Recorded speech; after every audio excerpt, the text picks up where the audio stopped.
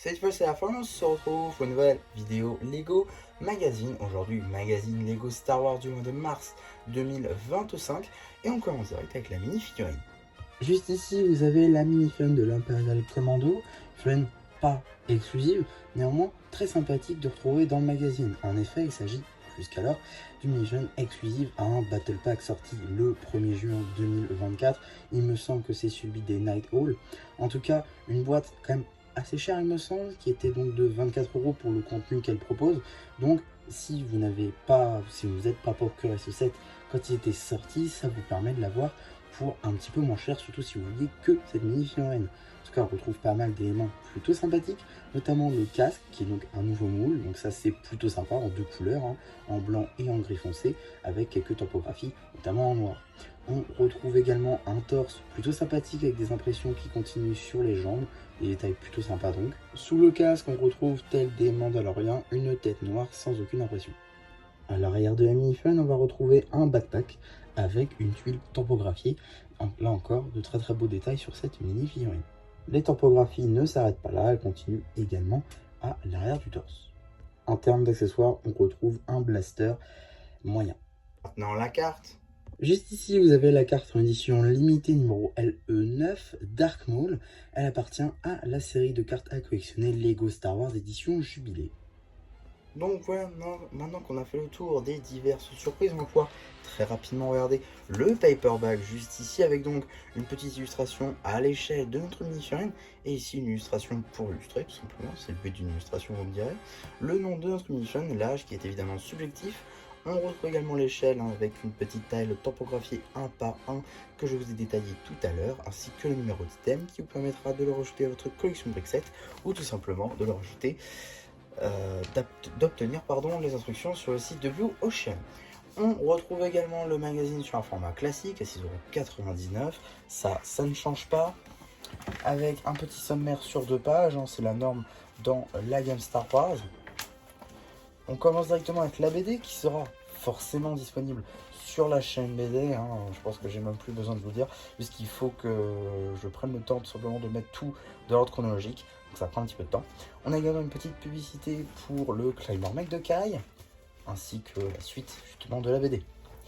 On continue donc avec la suite de la BD juste ici, suite et fin du coup avec Anakin et Obi-Wan, ainsi qu'un petit poster concernant les troopers, les clones notamment, juste ici, ainsi du coup un petit poster concernant la postlogie, avec Kylo Ren, ainsi que la suite du premier poster donc concernant les clones.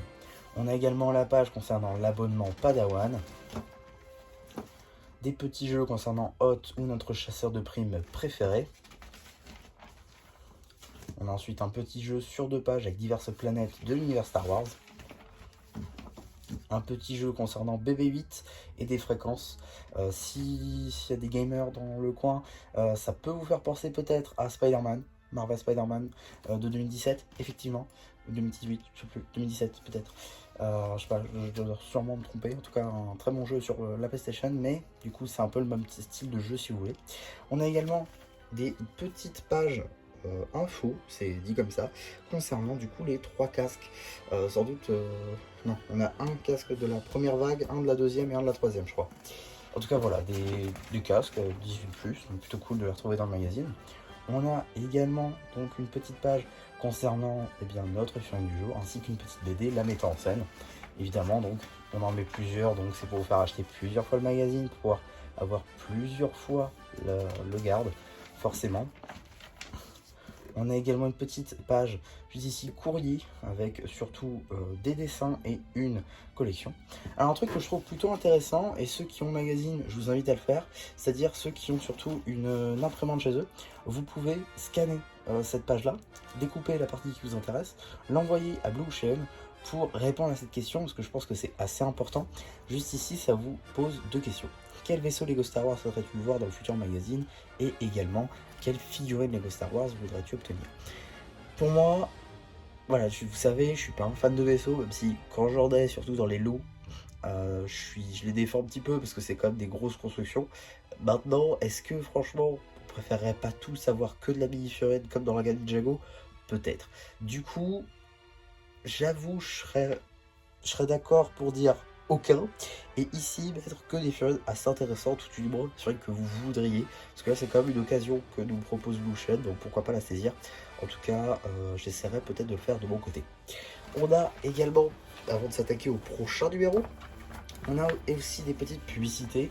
Juste ici, donc, la publicité sur le magazine de Ninjago Legacy, avec 2 numéros qui sont mis en valeur. Ici, donc, Lloyd contre Miss Dynamite et Kai Robot contre Cinder. Voilà, 2 vidéos magazines qui sont d'ores et déjà disponibles sur la chaîne, si ça vous intéresse. Également, une petite publicité concernant le prochain magazine Minecraft, qui sera plutôt intéressant, qui sort le 21. En tout cas, qu'est-ce qu'on a dans le prochain numéro du magazine Lego Star Wars? Nous avons un garde prétorien. Donc garde prétorien, effectivement, c'est plutôt intéressant, étant donné que c'est, il me semble, la 3e apparition du personnage chez Lego. Effectivement, on l'a eu donc dans le set avec, je ne dis pas de bêtises, Moff Gideon.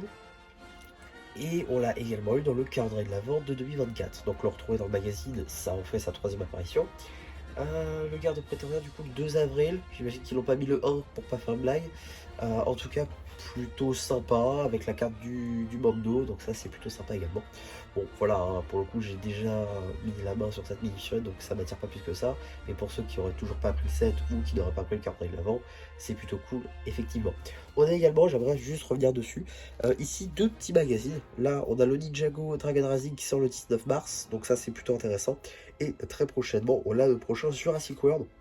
Là aussi plutôt intéressant. Je vais peut-être essayer de me le procurer pour le coup, celui-ci. En tout cas, s'il sort, je vous décalerai une vidéo pour pouvoir le sortir forcément. En tout cas, voilà un petit peu pour ma vidéo pour ce magazine. J'espère en tout cas que ça vous aura plu. Surtout, n'hésitez pas à me dire ce que vous pensez de ce magazine actuel, ce que vous pensez également du prochain, si vous comptez acheter ce magazine-là et le prochain. N'hésitez pas aussi à liker la vidéo, à vous abonner. Et bien écoutez, c'était ça qui a bien plu, qui vous dit bye bye.